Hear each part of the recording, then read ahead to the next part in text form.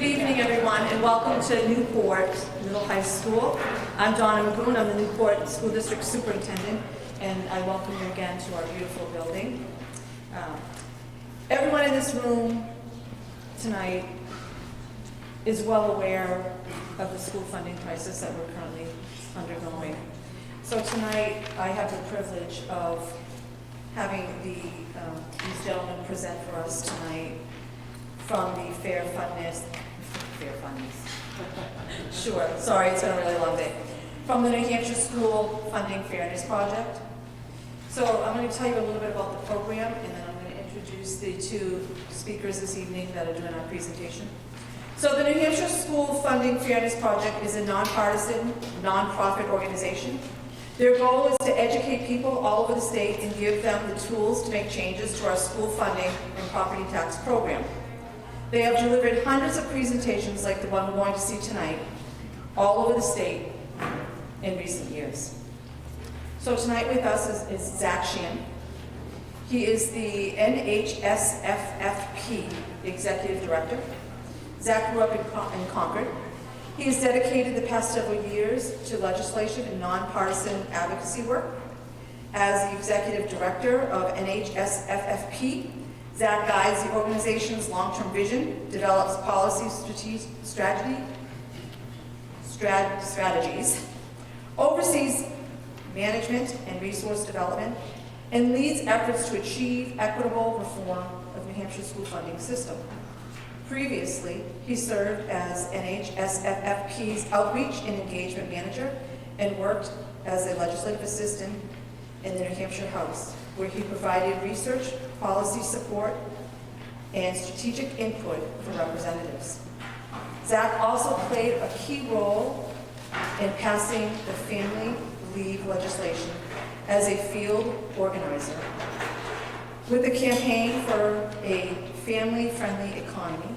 Additionally, he is a graduate and a former executive board member of the New Leaders Council New Hampshire Leadership Development Program. So that's a little bit about Zach. So we have John Tobin. He is on the board of directors.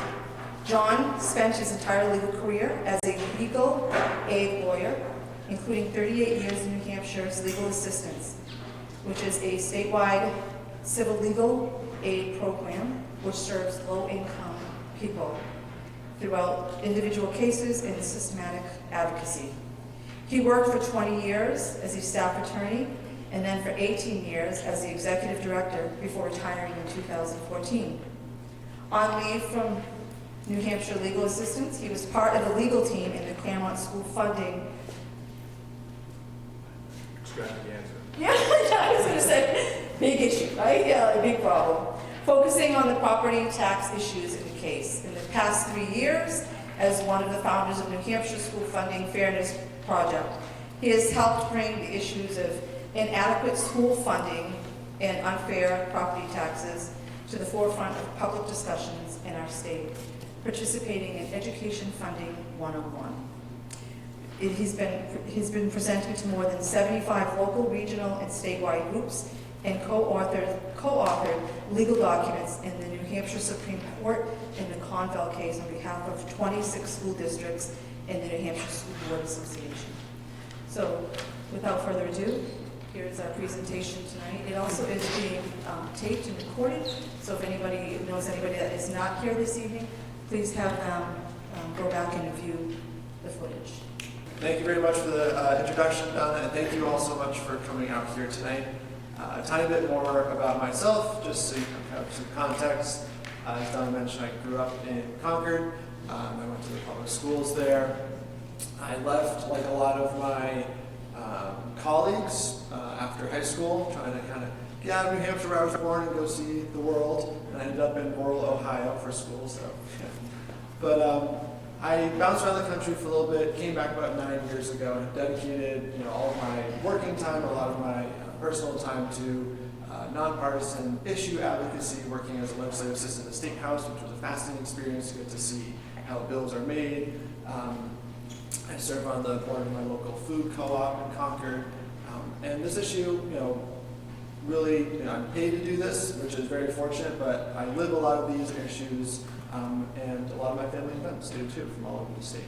And part of what we do here at the School Funding Fairness Project, a large part, is this presentation. You're going to see an updated version. We try to kind of morph them and change them to the communities we're going to. But I really hope that throughout this you'll kind of get a better or a different sense of kind of how schools are funded in New Hampshire, some of the impacts on property taxes, what we do differently or similar than other states, and in our view, kind of why some of those pieces are pretty inequitable, and then how to go about changing them, kind of where these decisions come down. We'll have plenty of time for Q&A at the end, so please jot down your questions. If something's really burning and you really want to ask a quick question, please feel free to raise your hand.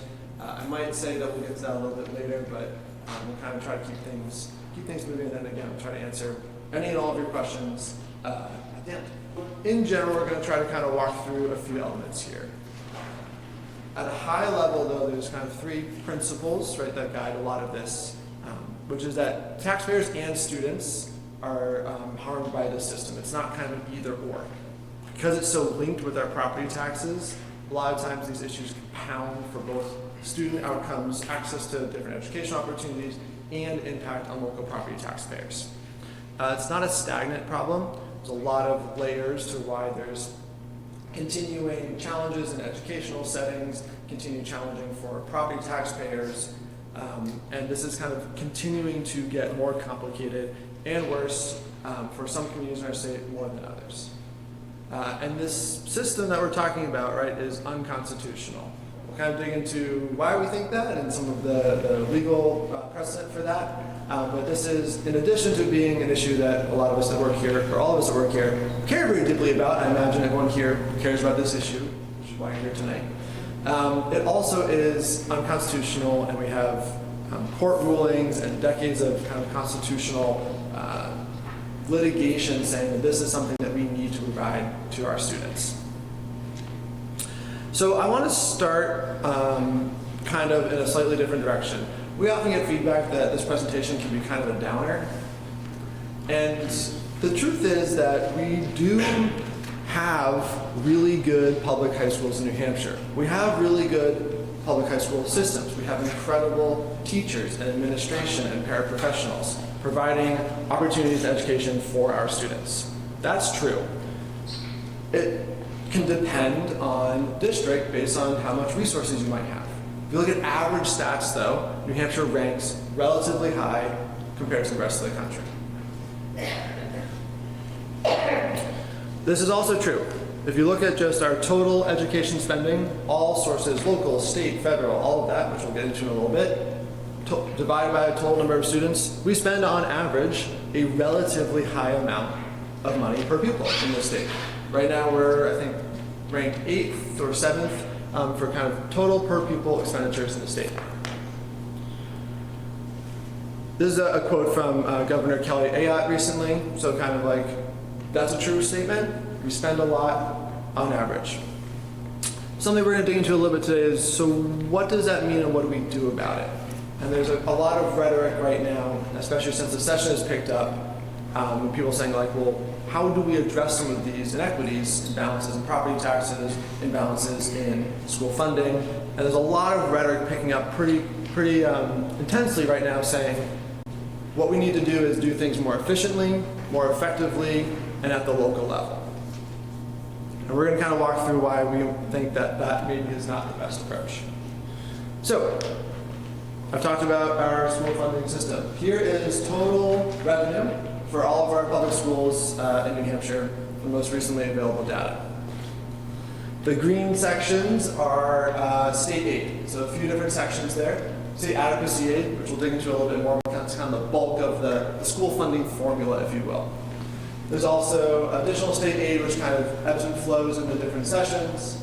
The lottery, a lot of people have questions about that. That 4.9%, that is by law, all of the revenue that the lottery raises, once they take out the winnings that they pay out, staffing, running the whole department. So all that money is only making up that little slice of the pie.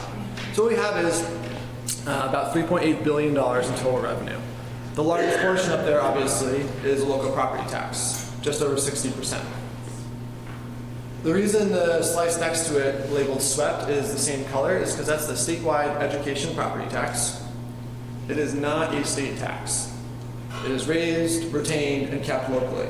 So if you've seen it on your property tax bill, it's a state education tax. That money doesn't go to the state, it stays locally. We'll dig into that a little bit more, but it is effectively a local property tax. Between 70% of all funding for schools comes from local property taxes. Highest percentage in the country, by quite a bit. One other note on the federal funding. This has been kind of inflated a bit the past couple of years because of COVID pandemic relief related funding. Right, so we're going to see a drop off. Normally that hovers closer to 5 or 6%. And so I know a lot of people who work in schools are starting to see that now, but we're going to start seeing those revenues that have dried up and the interest that we've been getting from them drop off. So this is an unusually high amount of federal aid relative to the rest of it that we will definitely see start to taper off a bit. And John and I are going to kind of bounce back and forth a bit just so we don't go too long with one speaker to kind of keep everyone on their toes and mix things up a bit.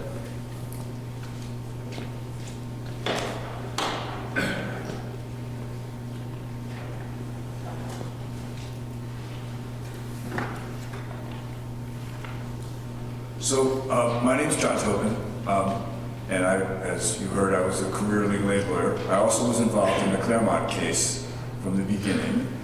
And how did I get into even caring about school funding? I got into it as a young lawyer in Berlin. I was up in Berlin.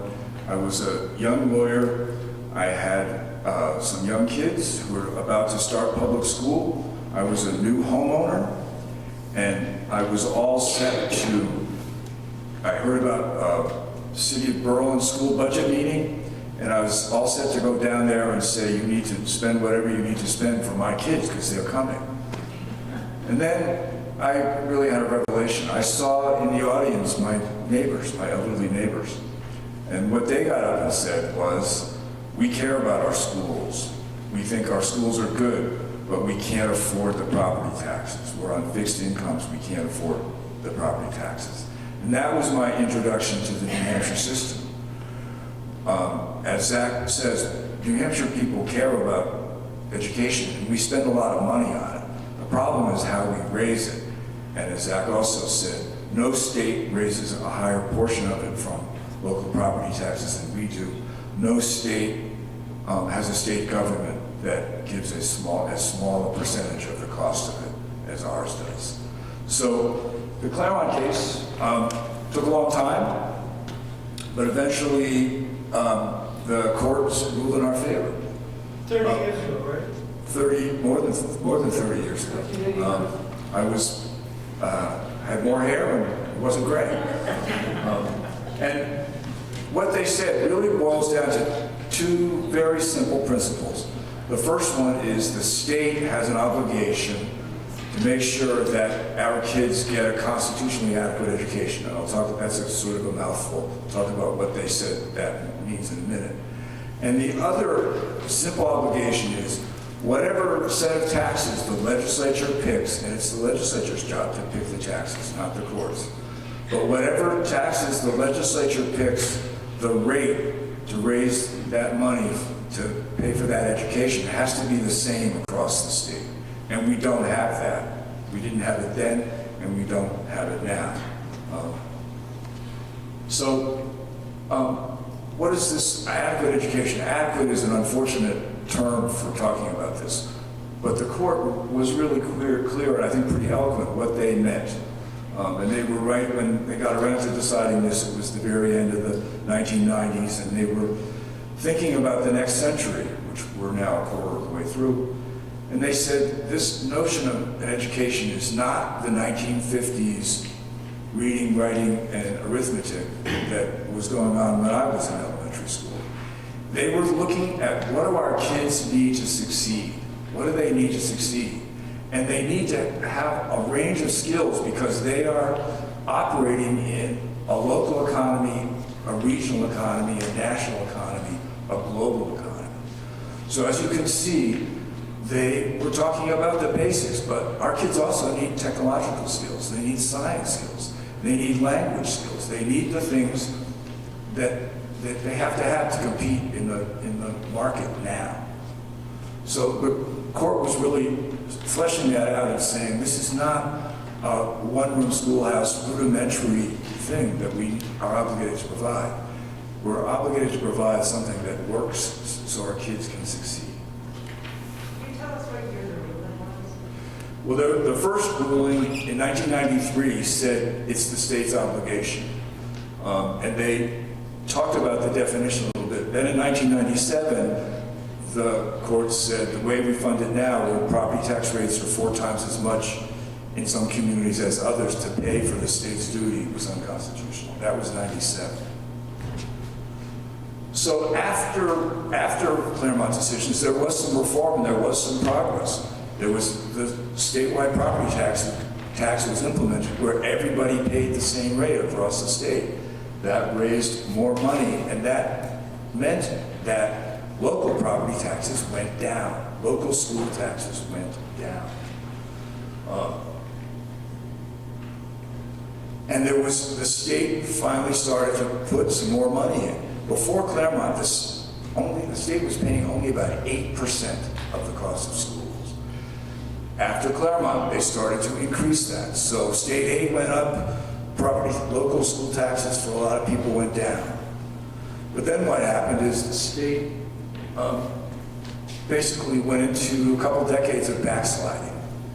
And what that meant was the money that the state was putting in increased very little, and the money that all of us as property taxpayers put in went up a lot as costs went up. So you can see in the final bullet point there, in that 12-year period, the burden on local property taxes went up by $612 million, more than $500 million, and the state bore very little, only $47 million of the increased costs. So we went backwards. We went backwards. The burden shifted back big time to local property taxpayers. And so where are we now? This is what the state says is enough to pay for education. And the key number is actually the one that's smaller, that's up on top, the 4,100. That's what the state says should cover basically the basics of adequate education for every kid for a year, $4,100. And then these 3 other numbers there are certain categories of kids, and together they add up to about a quarter of the kids in the state. Some of them are from low-income families. Some of them are kids that need special ed. Some of them are English language learners. All over the country, educators know and states realize that educating those kids costs a little more. So the state added extra funds. The term here is called differentiated aid for those categories. So when you add that up, $4,100 for every kid, and these other pieces of aid for the kids that fit in the categories, the average amount of money that the state is spending is a little less than $6,000 per kid. And the average cost is $20,000. So the state is only paying for a very small portion of it. And now Zach's up. Something I forgot to do in the beginning that I generally like to do is just get a better sense of who's in the room. So who here is a teacher or works in a school district? Retired counts too? Thank you. A few more hands go up. All right. What about an elected official of any type, local, state? Wonderful. How many people here pay property taxes? Not that many, me too. Not that many more folks. All right. So we're going to jump into a few pieces of this. So a few more kind of stats specific to special education services and funding. During the most recently available data, actually new data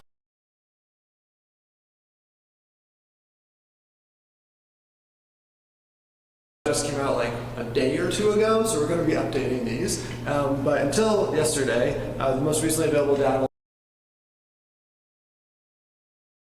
about 20% of students in the public school system receive some form of an individualized education plan. program, excuse me. And it ranges, right? That could be less than an hour a week. That could be a full-time placement in a residential facility. So it's a huge range in kind of the amount of time and the intensity of special education services. State and federal governments only covered 17% of the costs. And for 60 districts around the state, special education costs were more than 25% of their total funding. Here are Newport's numbers, again with the caveat that as of yesterday they need to be updated, but you can see that the total kind of expenditures related to students with special education services, students with disabilities, is about $5 million. And I want to just pause on this and make a point that while I'm not trying to say that there's an issue with the services costing more money, right? It is a good thing that we provide additional services for students that need additional services to be able to learn and grow with their peers in the classroom, right? We made a lot of strides in that area over the past few years and decades, but they come with costs. Just like getting an interpreter or a sign language interpreter for a student who's hard of hearing, right? All these things help students engage in the classroom and engage with their peers, but they come with costs. To jump back to the piece that John was just on, this is the education funding formula. This has been around roughly since 2008, kind of breaking it out like this with the different elements. This is what the state currently gives. Saying, look, we recognize students who are receiving special education services cost a little bit more money, so we're going to kick in a little bit more. On its face, has some kind of equity mind to it. But the actual costs are kind of way out of proportion. So the $29,000, that's the actual average additional costs for students receiving special education services. Averages are helpful, they don't tell the whole story, right? Some kids require significantly more expenses, some kids a lot less. But the state's saying you get $2,100, right? Not even close. And then the bottom is the actual average per pupil expenditure. Again, as of this afternoon, that is a little low, but the state says you need about $6,000 per student in adequacy aid to provide that adequate education that John talked about earlier, right? The average expenditure around the state, $20,000. A little more on special education. We're trying to kind of incorporate more pieces of current discussions into this, especially since we're getting to legislative session. Just in November, there's a bucket of money called Special Education Aid. It's for students that cost a certain number of times more than the average cost, right? So it's trying to identify students receiving special education services that kind of individually cost a significant, have services that cost a significant amount. And the state says, you know what, we'll reimburse you for a portion of those, right? It's on a prorated scale. The system already exists. Schools applied for their reimbursement, right? The costs they had already incurred, and by law, we're expecting to get reimbursed last year. And the amount of applications that went through that were accepted by the Department of Education was $50 million, but they'd only budgeted 31 or 32. And the department said, sorry, we're asking for more money. Specifically, Commissioner Edelblue, that by doing that would have only picked up about 67% of the costs, down from 87% the year before. And he even did acknowledge this is going to place a strain on your budgets and on your districts. But sorry, we don't have the money, or we're not going to go ask for that $17 million shortfall. He did, though, point out that maybe there were some ways to be more efficient, right? And kind of like have some cost savings at the local level to make up for that shortfall. Again, one of these themes of who is saying, right, at what level, right, are people saying, you all at the local level need to be more efficient, right? There's a theme here. To his credit, and just to, I don't know about to his credit, but just yesterday the commissioner did say that he's trying to address this. We'll see kind of if he does and where he goes with that. So we looked at earlier the roughly $6,000 that the state gives to say, here's the amount of money you get to provide an adequate education for your students, right? Now, how much does it actually cost, right? We said it was $20,000. So here's the state average. On the left side, the smaller bars for each of these are the adequacy amount. The green is the actual expenditures. It varies over the state. You see Sunapee had $31,000, Newport 22, Average 20, Claremont's 21, New London's 23. But what you can see with all of these is that no one, and this looks exactly the same in every corner of the state, everywhere we go, this discrepancy. No one is spending anywhere close to the amount that the state's saying, here's your funding for an AVCO education. Doesn't matter if it's a redder district, a bluer district, a rural town, a city, a regional district, a single district. Everyone is spending significantly more than what the state is saying with a straight face is all you need to provide adequacy. One quick note on why there's a yellow and blue bar. So look at Newport, for example. So the state does their calculations, right? You have this many students receiving special education services on free and reduced lunch. Here's the amount you get per student. And then they say, wait, hold on, we have this thing called SWEPT, statewide education property tax. Tell us how much you raised with your SWEPT. Okay, now we're going to knock that off the top of our adequacy funding and give you the remainder. So that's what I mean when it's not a state tax, but they take credit for it. So in Newport, they took credit for $1,200 per student, and then gave you the rest. And, question? Yes.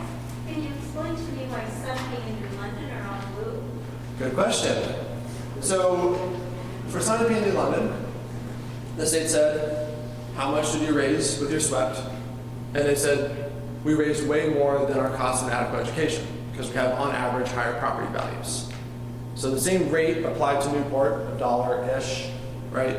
Raises, $1,200 per student. But in Sunapee, it raised $8,000 per student. And that's a function of the fact that they have, on average, higher property values. You see that blue, right, come up? We call that excess swept communities. We'll talk about that more a little bit later. In general, those communities are places with lakes, mountains, and seacoasts, right? With high value properties and concentration of extremely high value properties kind of boosts the overall average. Yes? And your consolidated assessment is just, they're doing this with high placement.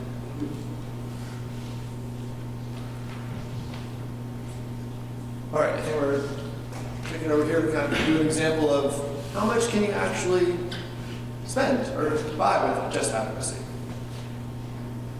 So the gap has always seemed large between what the state says is perfectly sufficient to educate and the money that they provide and the money they don't provide that you all have to raise. So over the last few years, we've done a couple of experiments to sort of look at how far does that state money go? What would it pay for and what wouldn't it pay for?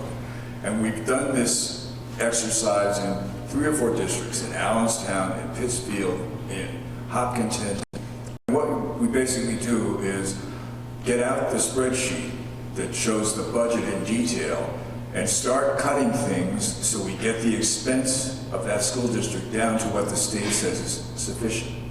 So the most recent place we've done that is in Allenstown. And so where you start is that the state says all you need in Allenstown for their 511 kids is $2.4 million for an average of about $4,900 per kid. The Allenstown actual budget was a little over $12 million, and they spent about $24,000 per kid. So we have to cut that budget from $12,000 down to, or $12 million down to $2 million, and see what's left, see what the state's really paying for.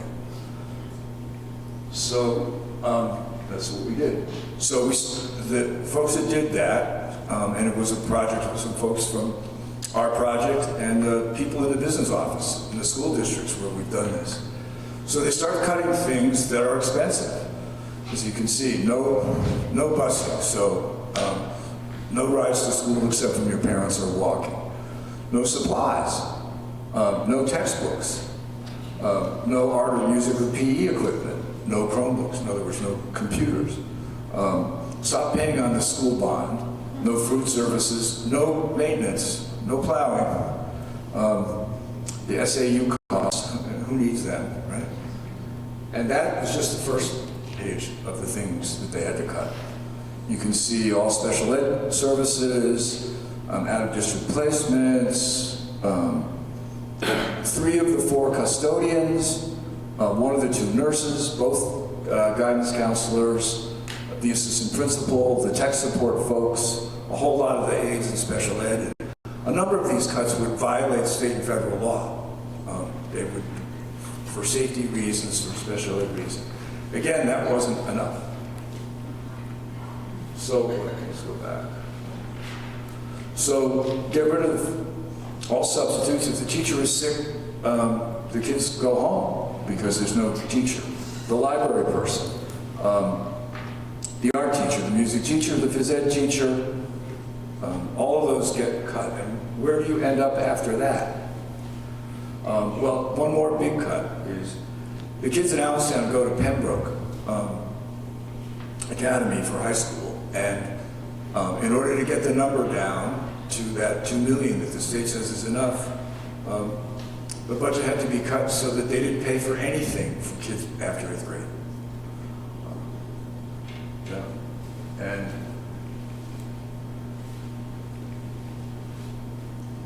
all those things on that list you had to cut.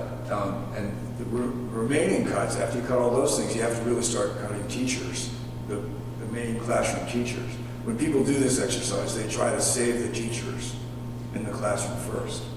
But after all those cuts and nothing for kids in high school, grades K through 4 would have 29 students per teacher. 5 through 8 would have 38 students and no aides, none of the other people there. And it would stop in the 8th grade. That's what the state's willing to pay for.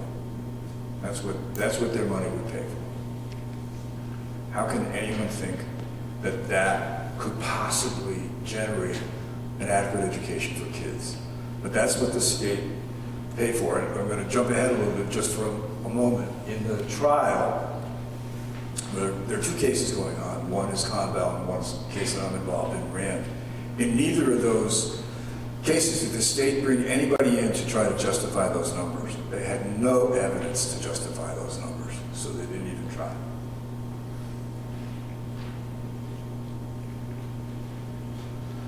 So one of the things that, there are the lawsuits trying to make change. The other thing that happens is the legislature does or does not do things. And last year, the legislature passed a bill that enables a very small number of voters to file a petition in their local school district and have a vote about having a spending cap. And one of those votes, you probably know about this, took place in Kearsarge, in the Kearsarge Regional District a couple of weeks ago. It would have cut the budget there by about 17%. There was incredible turnout to vote that down, and I have some friends who were there, and they said, you had to walk, you had to park a mile away and walk, there were so many people. 92% of the people who showed up voted against that cap. But we will all be reading about these cap votes again, because this law, again, allows a small number of voters to make this happen. I've heard of at least 4 or 5 more of those that are coming along. And the other tricky thing about this law that allows this cap is the cap only has to pass by 50%, but later on, if you want to undo the cap, you have to have a 60% vote. So it's really a setup.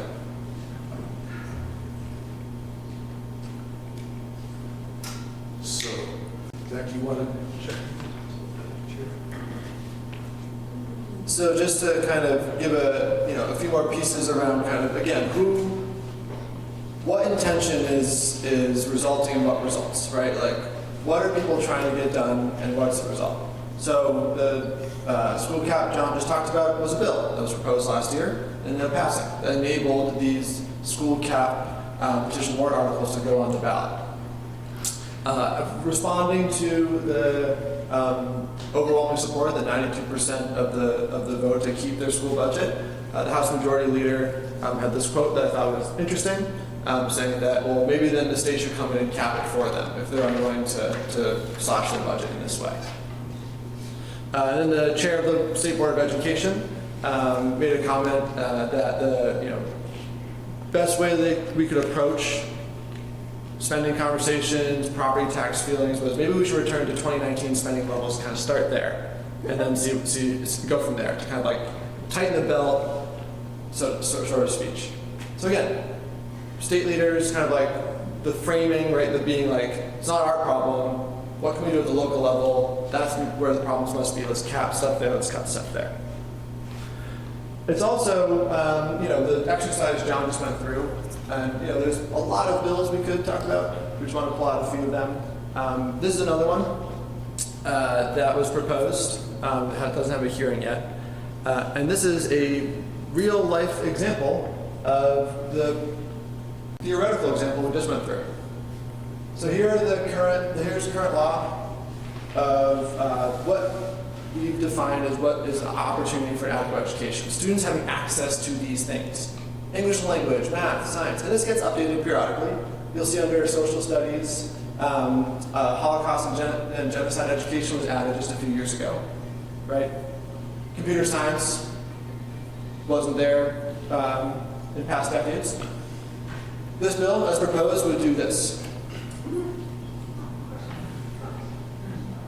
This is the entire extent of the bill. So this is another approach, right? Is, well, if we just gut the definition of adequacy, then we can back into saying we're paying for adequacy because now there's nothing What is left to pay for. RSA 126K8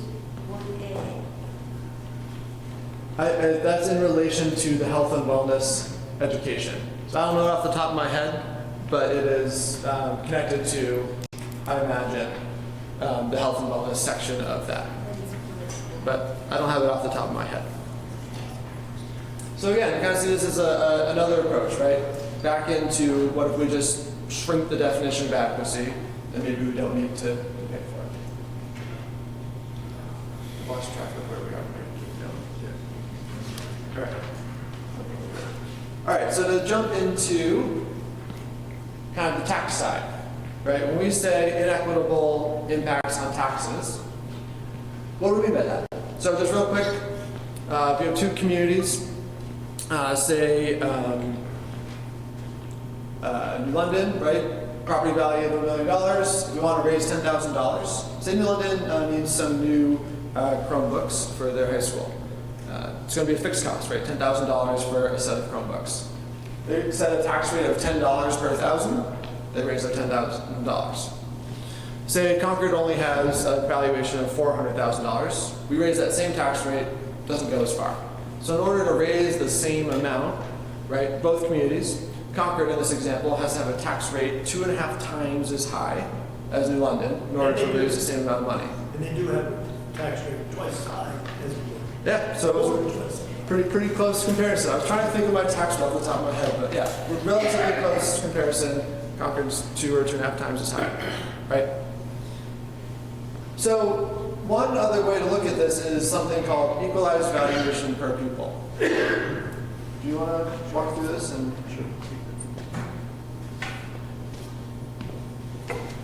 Sure. I mean, the example about the Chromebooks, we try to say, let's look at a cost that all the districts are going to pay the same for, so that there's no room for bargaining or, we can get groceries for our cafeteria cheaper somewhere else. That's why that prior example just really shows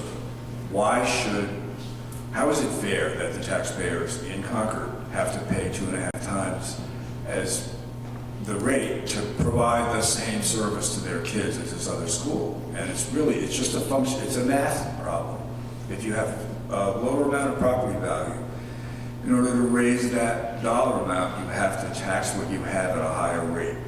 It's simple math, and it's inescapable. And we have districts all over the state with enormous gaps and differences in property values. And so, equalized value per pupil is how much taxable property is there in a school district for each school kid in that district. And this number is a way to compare districts of different sizes.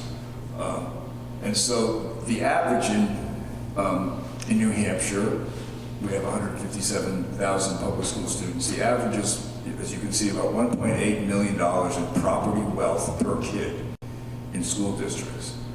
And that means, and we have an average tax rate of $8.55 per thousand, and that raises about $16,000. But look at Claremont, not far from here. The value of the property in Claremont is much lower. So the people in Claremont, like the people in Newport and other places, really care about their schools. They sacrifice for their schools like you do. But even so, even if they sacrifice and are willing to pay much higher rates, they still can't win. You still can't raise enough money to generate the money that the other districts can raise with much less effort. So Claremont, you can see the equalized value in Claremont is $868,000. That's about 1/10 of the equalized value in Sunapee. So, and it's great that the people in Sunapee can afford to spend on schools in the way that we would all like to. But it's not fair to the people in Claremont or Newport because they can't do this, and they just can't have a tax rate that's 10 times as high. We did a presentation in Newport 6 or 7 years ago, and I'll never forget, somebody said, they were from Newport, and they said, and it was in warm weather, and they said, if I lived in Sunapee, I would be home at the lake. I wouldn't be at this meeting. And if the glacier hadn't carved out the lake, in Sunapee, if it had carved out the lake in Newport, whatever. So it's pretty arbitrary where the property wealth is. And the other interesting thing is 100 years ago, the property wealth was in mill towns like Claremont and Newport and Berlin and Manchester. That's where the property wealth is. And there was discussion 100 years ago about school funding and about the need for those towns to help out the rural towns. This was before tourism and skiing and all that stuff. In 100 years, the economies have changed, but there are still inequities, and the Constitution says there shouldn't be. So you can see Newport and Springfield, their equalized values are not as low as Claremont, but they're still significantly lower. Well, Springfield is a little lower than average. Newport's still considerably less than average. So you have to really sacrifice in order to fund your schools, and you do. But the system, the property inequities are so enormous that it's impossible to do. It just is impossible. So this is a fun thing we do in the presentations. We show you two pieces of property, and we give them the descriptions, and I think the descriptions come from Zillow. Pictures, and we asked, which one do you think has the higher property taxes? One in Newport that is obviously a more modest piece of property. The taxes are almost as high as the Lake Place in Meredith that's worth almost 3 times as much. So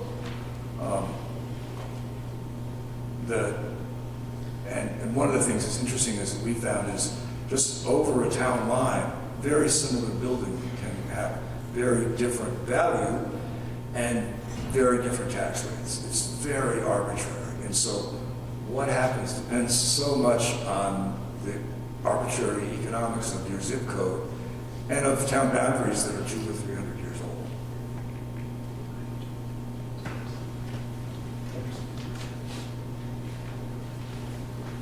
All right, so now we're going to talk a little bit about some of the kind of decisions that result in the tax structure we have. So first off, I know we're doing a lot of tax-heavy deep dive right here, but stick with me. So this is our current tax burden in New Hampshire. So starting on the left, over to the right, we have the lowest 20% of earners and the top 1% of earners all the way over here on the right. And each graph is showing the percent of their income that goes to taxes. The darkest bar, the bottom one for everyone, which is the largest, is property taxes. No surprise there, given the presentation. In addition to, your municipal taxes, right? So, big chunk. But what you can also see is that that's the largest bar, but also the rate, the amount tends to drop, right? So if you're making between $60,000 and $150,000, you're paying 5% of your income to property taxes. If you're up in that 1% range over 700 grand, you're paying 2% of your income towards property taxes.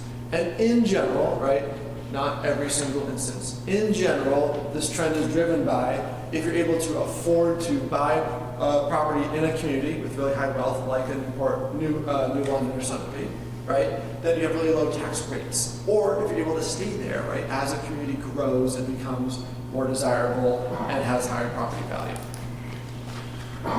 Now, one thing that's been changed here, if you'll notice, this is a national group that puts this together, Institute of Taxation and Economic Policy down here.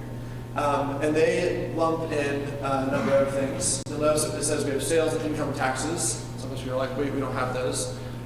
We like to hide our taxes. So they lump these in, taxes on tobacco, gas, etc. are lumped in as sales taxes. And we have two taxes that tax income, which are interest and dividends and business profits tax. But some of you might have heard we just phased out the interest and dividends tax recently. So let's look at what the impact of that is. So this is a report from the Fiscal Policy Institute looking at who actually pays the interest and dividends tax. A lot of conversation around that in the past few years because the way it was phased out is, I think 3 or 4 years ago, we started cutting the rate to phase it out, and then last budget cycle, it was accelerated. So as of a week ago, it is gone in the state. So we've been talking about this a lot recently. Who actually pays this and why are we cutting it? So here's who actually pays it, or paid it, right? We have a good chunk of filers, about 52,000, right, that had a small amount of money. So this is income they earn on interest and dividends. A lot of folks who are retired might earn some interest on that, or who have significant wealth generating income. So a big group of people made a small amount. Good portion, right? We're getting between $20,000 and $200,000 a year just in income from that interest and dividends. Good range there, right? And then more than half of the entire bucket of revenue was coming from 1,700 filers. We don't know if those are individuals or corporations. They don't share that information. So filers, which would include, for example, a Walmart, are paying more than half the tax. So they're earning more than $200,000 a year in just interest and dividends income. You have to have between $3 and $8 million in wealth to generate that amount of income each year. And so this is the amount of money the state brought in from this tax, $184 million last year. So that's now gone. We don't have that revenue anymore. There was a lot of discussion when cutting this tax about it being a really significant burden on retirees and people with fixed incomes, right? There's one thing we could have done, which was shot down, was just change the limits, right? Adjust the limits. So, hey, you know what? If you only make 10 or 15 grand a year on that, and that's a primary source of income, you no longer have to pay that tax. We'll just adjust the limits, but not catch in some of these ultra-wealthy folks and corporations, right? But we just eliminated it entirely. Keep that in mind, because we're going to talk about the idea that we don't have revenue. I just thought this was an interesting picture. This is a press conference the day that the tax officially phased out from last week. It says RIP, interest and dividends tax. And again, some of the rhetoric at this press conference, this is the House Speaker speaking there, was that this was really doing a service to our lower income and retiree population because this was, we're giving them a tax break because they were getting hit by this tax, right? And importantly, now New Hampshire is a true income-free, tax-free state, right? Right? That was a stated purpose for removing this tax. So we can now say that. So, what's the impact? Here's the impact. This is the biggest area where this tax will have an impact. Folks making more than $329,000 a year will see the largest decrease in the overall tax burden that they're paying. Another policy decision that's been made over the past 7 or 8 years. Again, kind of getting to this, like, where are we today? Where we have tight revenues, we're talking about spending decisions, school budget caps are being proposed, people are really hurting because of their property taxes. That doesn't just happen. Some of it does, but also there are specific and intentional decisions that are made that exacerbate the problem. So we've been reducing our business taxes for a few years, about 7 years. The rhetoric being kind of your classic trickle-down economics. If we reduce business taxes, they'll want to open business here, they'll move here, they'll employ people, that'll be a robust economy, will generate more money in the long run. Right? Turns out there's no evidence to support that. There's actually a lot of evidence to the exact contrary. The estimate is between $500 and $700 million we've lost because of those taxes, largely the business profits tax, which is a tax paid on a lot of business profits. And there's no evidence to support that any business growth in those years had anything to do with the reduction of those taxes. Guess what else businesses pay? Most of them. Property taxes. They're also looking for workforce. What does their workforce pay? Housing or rent, which is impacted by property taxes. Those are the top of mind concerns for a lot of business folks, right? Is attracting, retaining workers. And lastly, the research indicated that using that money over these years for programs that we know have an impact on helping people get housing, helping people keep housing, improving our public schools, which is a way people move to a community, stay in a community, would have had a larger impact on economic development than just cutting these taxes for business owners. All right, so we're jumping over to some lawsuits now.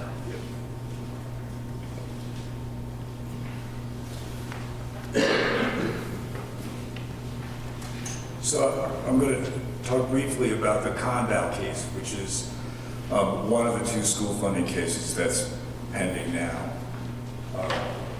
And Judge Ruloff of the Superior Court made a decision in that case in November of 2023, and the state has appealed that, and oral arguments before the Supreme Court were held a couple weeks ago, and so that case is now pending in the Supreme Court. Condell case involved a whole range of other school districts. 25% of all the students in the state are in school districts that are parties to the Condell case. It's Manchester and Nashua and lots of little districts. It's a really wonderfully representative sample of school districts, demographically and every other way, including Newport. And so the trial was basically, as I said before, the state had no evidence to justify their formula. So basically, they were just trying to attack the credibility of the superintendents and principals and school board people and other experts who came in to say you can't fund a school district on the money that the state is giving you. And the Judge Ruloff, was very conservative. There were lots of things that the Condell folks said should be part of the budget, and he would pick the lower number or rule things out. He was really trying to be very careful. And he said repeatedly in his decision, these decisions really belong in the legislature. They should be making them. Since they haven't made them, I'm going to give the legislature some benchmarks, but the legislature should go back and make the final decisions. And so he came up with a number. Remember, the 4,100 number is what the state says is base adequacy. He came up with a number of about 7,300. And he said, I think that's low. I think it's much higher, but I want to be conservative and careful and deferential to the legislature. So we're going to put it at 7,300. Even if it goes up only that much, that means that the state is delinquent of $500 million, because all the money that districts spend between that 4,100 per kid and 7,300 per kid is coming out of local property taxes at unequal rates. So he said that 4,100 number is unconstitutional, and the state appealed it. And the other thing that I just think it's really important for you to read this. I mentioned this to you before. The state has no evidence to justify that number. There is no way, there's no economist or educator who can justify that 4,100 number. That number came, it was a legislative backroom wheel and deal number. It doesn't have a basis in economics or education or anything else. And he recognized that. And no school can operate just based on that money, as we saw from the outset. So, you want to do this? Sure. All right, so we wanted to talk about some of the kind of responses to the Conval lawsuit. I'm actually excited Senator Ward is here because I'm quoting her up on the screen, so I'll be interested to hear some of the feedback after the presentation. But we've heard a lot of legislative leaders and lawmakers say a number of things in response to the Conval rulings. And this is from a letter that Senator Ward sent out to, I'm not sure how many people, but a handful of people sent it to us, I think from Newport and surrounding districts, relative to supporting legislation to increase that base adequacy to the Conval number. And there's a few things worth going through here, because we've heard this from a number of different folks over the past year or so. So I think the first part is, you know, there's a sense that if we were to actually increase the amount of funding to 7356, the only way to do that, as spelled out here, would be to cut other education funding. And here I think we're talking specifically about some elements called extraordinary needs grants. There's other elements of the education funding system that tend to target funding towards districts like Newport that have higher percentages of, say, students who are eligible for free and reduced lunch. This is a false choice. We do not have to cut some education funding in order to increase others. Also, as we've kind of outlined, there's a constitutional duty to provide this adequate education for our students. And the judges said this is the bare minimum, 7356. It's probably a lot higher. And so, in order to get to that number, we do not need to cut things. Another scare tactic that has been used, and we've seen this a lot in different language. Here's just one I pulled it from the New Hampshire Senate Majority 2025 policy platform, is saying that if we're to uphold this ruling, it's going to lead to an income tax. Right?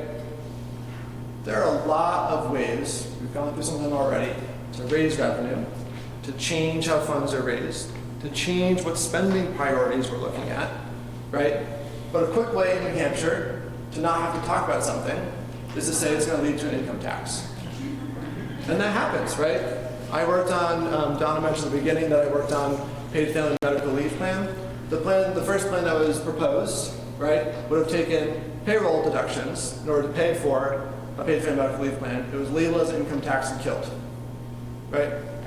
And then a different one was proposed that did a slightly different thing, and then that one was passed. I say that because in New Hampshire we have this kind of like intense fear of talking or saying the words income tax and sales tax. And so I just want to call out what I think this is, which is an attempt to not want to talk about how we would actually do this. I have some ideas, but I am way out of my expertise in a lot of areas of economic tax policy. I've never served on a school board. I want those perspectives in there talking about how do we actually achieve this? Is $4,100 enough? If not, what are we going to do to get there? So, another way to think about it. This is our current pie chart that we showed at the beginning, right? Another thing that's been said about the Conval ruling is that it's a mandate from the judge to increase spending by $500 million, right? It's not. He's saying the base amount you're paying is not enough. Increasing that base amount could look like offsetting local property taxes. We're not saying, and the judge definitely did not say, that we need to, across the board, just increase spending with no other considerations. It was a who is responsible for paying for public education. And he's saying, and part of our kind of argument is, that needs to shift a bit, maybe a lot, to the state in order to take the burden off of local property taxpayers. And to give people at the local level the decision about what they want to do with it. In Concord, we're having a really intense debate right now about where or if to build a new middle school. I think we should have that debate. right? Concord's a different community than Bow, right next door, right? But whether you get to have those debates right now depends on your property value. And if you have the luxury and the flexibility to have a conversation about building a $150 million middle school. Not every district in the state can just have that conversation and debate locally. Large part due to the lack of funding from the state. So this is just an example. What if we shifted, this would be like the Commonwealth slice of the pie, and just shifted it from the local property taxes. Give a lot more flexibility there. Another thing that obviously is on everyone's mind and is worth mentioning, this actually, the House Bill 115 is the Universal Education Freedom Account or Voucher Expansion Bill. The hearing was today. I hope for everyone who's there, I hope their sake gets wrapped up because it started at 1 p.m., but there was a lot of folks testifying. And again, just thinking through what decisions are we making around how we're raising our revenue and what money we're spending. The analysis that I've seen looks at what would opening up enrollment. So right now the program enrollment for vouchers is capped at 350% of the poverty line. This bill would remove that cap entirely. So every single person in the state that is currently sending their students to a private or religious school or homeschooling would instantly become eligible for a roughly $5,000 check from the state. And we know that 75 to 80% of folks in the voucher program were never in public schools. So $100 million, right? Remember just a few slides ago, we don't have the money to invest more in our public education system. We're making different decisions, or we're debating making different decisions. Yes? For the sake of the audience, can you say that figure again?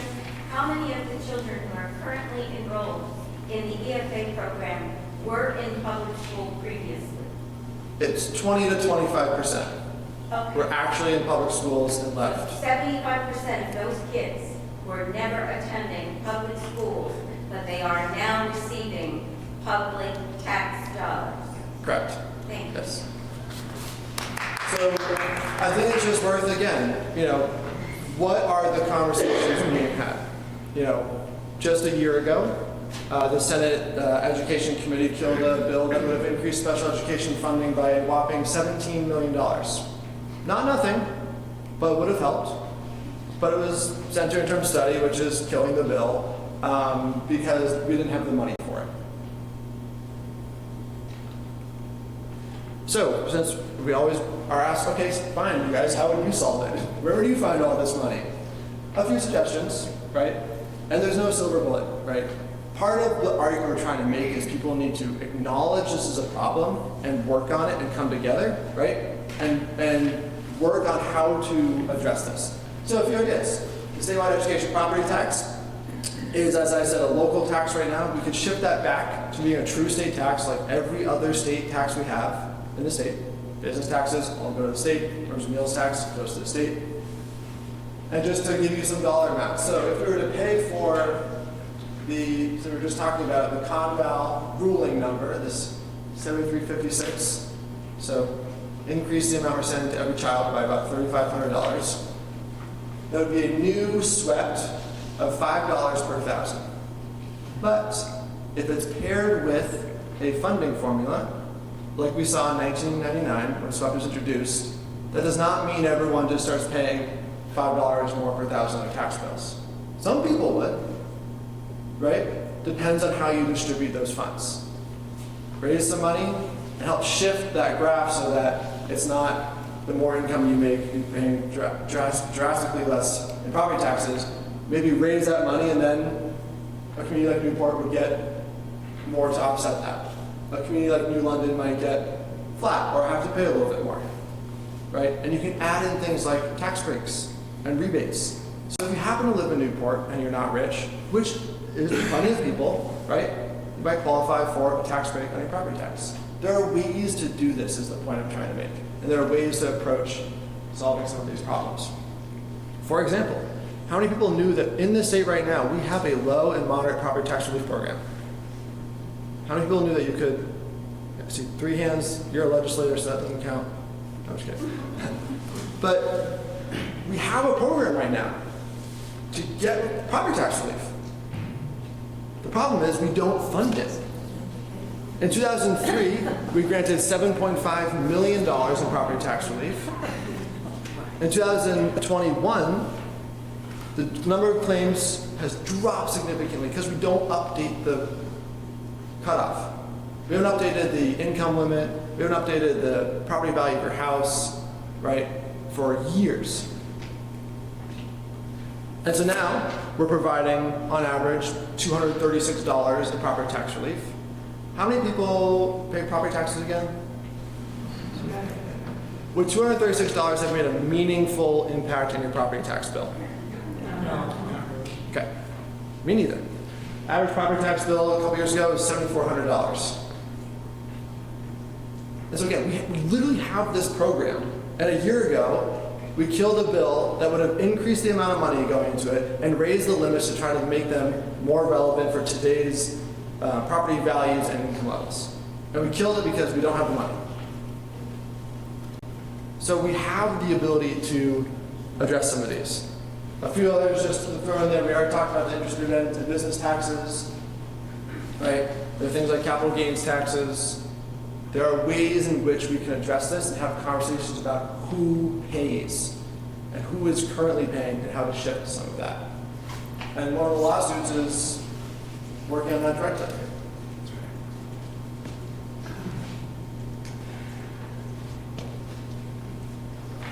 So the Claremont case was on behalf of school districts and students and parents.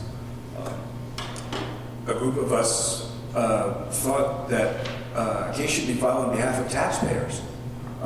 And I got interested in this issue, a couple generations ago because of taxpayers. And so students suffer and taxpayers suffer. So we filed in June of 2022, we filed a case on behalf of property owners, one of whom is in this room. Property owners around the state, and people who own businesses as well as homes. The lead plaintiff is a guy named Steve Rand. He's 77. He owns a hardware store in Plymouth. So he has a home and a hardware store, and he pays property taxes on those. And we have homeowners in Hopkinton, in Newport, in Pennacook, which is a part of Concord. And so trying to give the courts the perspective and enforce the rule, the other part of the Claremont ruling, that the tax rate's supposed to be the same everywhere to pay for education. So it's, again, what we're saying is very simple. Whatever batch of taxes the legislature picks, the rate should be the same across the state. And it's not. It's not, and it hasn't been for, and it isn't because the state pays so little. And even with the statewide property tax, it's not, because the legislature's been persuaded to give special breaks to some wealthy communities and let them keep extra money and in effect lower their rate. And in another thing that we didn't even know about until recently, in some of the more sparsely populated parts of the state, unincorporated places where there's a lot of valuable property, the state took it on itself to not tax swept at all. So what would happen is there'd be swept assessed, and then the Department of Revenue would say, we're gonna put in on paper a negative tax rate so that if you own this fancy house, this hunting lodge in Errol, you don't have to pay. Errol's not a good place, but Hart's location or Hale's location. Very valuable property not being swept at all. So we challenge both of those practices, the effective lower rate in the wealthy places and the negative tax rates. And Judge Ruoff ruled against the state, said both of those practices are unconstitutional. And the state appealed. And the oral argument in that case was held in November, and so we're waiting for the Supreme Court to make a decision on that. There's another big part of the taxpayer case, though, that's still at the Superior Court. And we're again saying that the adequacy number is far too low. And we're saying that results in taxpayers like all of you paying taxes at a much higher rate than other people. So the folks who were doing the Conval case didn't make any property tax arguments or claims. They just did it on behalf of school districts. So we thought it was really important to make claims on behalf of taxpayers. So that's the Rand case. We also challenged the low levels of the differentiated aid, and especially special ed. We had people come in and testify, teachers and principals and everybody else coming in and testifying about how ridiculously low the money that the state spends. So that case is waiting for a decision from Judge Ruloff in the trial court. If we win, you can guarantee the state will appeal. So that's probably another 18 months away from a resolution. The Supreme Court could make a decision in the SWEP case and in Conval any day now. It's likely that it'll be a few more months. But in those cases, the plaintiffs and the witnesses and the lawyers have done their job, and now it's up to the judges to do their job.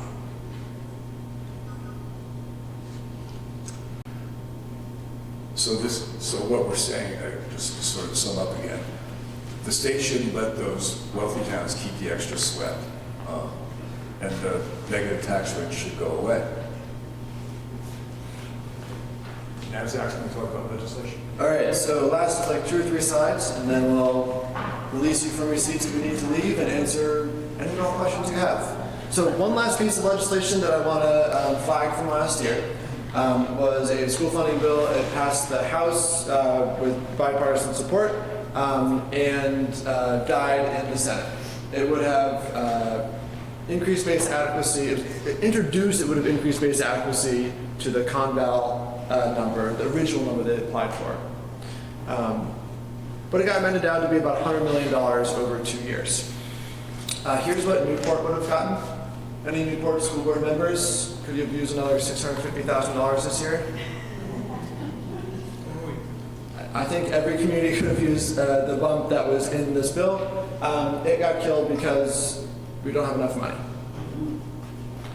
So a few other pieces of legislation that have been filed this year. There's a lot of bills, but just to kind of like give you an idea of pretty much everything we've talked about. There's pieces of legislation that are being debated either if it was literally today or next week.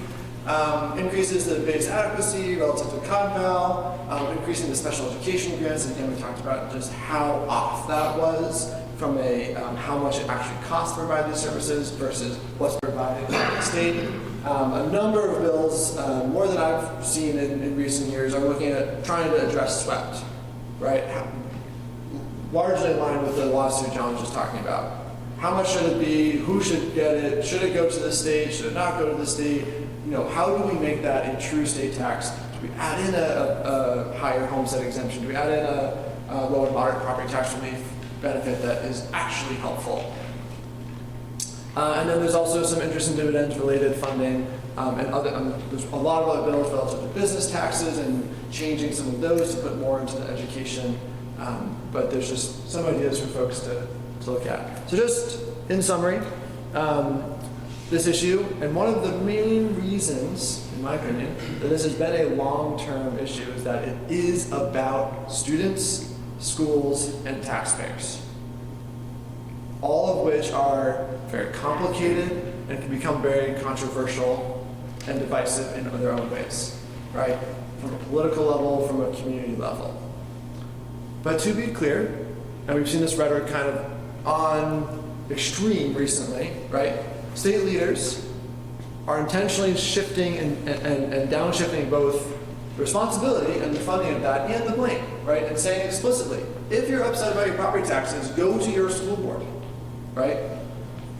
The state has some amount of degree of impact on your property taxes, but it's largely local decisions, right? We're seeing that kind of rhetoric.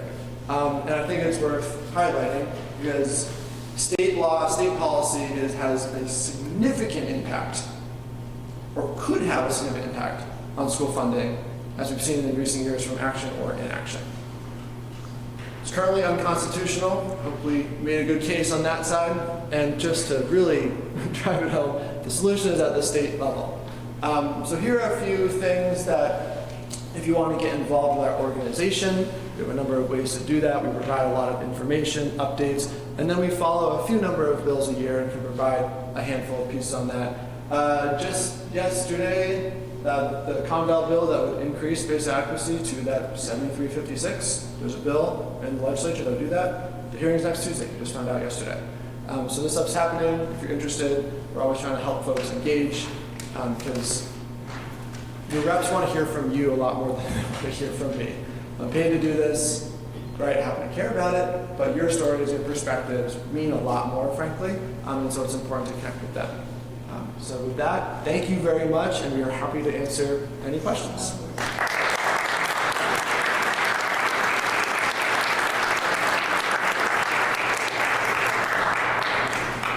So we can either do questions if folks want to come up and say them at the podium. I know there's no mic here, but then it'll pick up the camera. Or if you just want to say it, I'm happy to repeat it to make sure that it's audible as well. Yes? I think you need to point out that anybody who rents is also paying property tax. So there's really nobody living in this state anywhere that is not being financially impacted by the property taxes.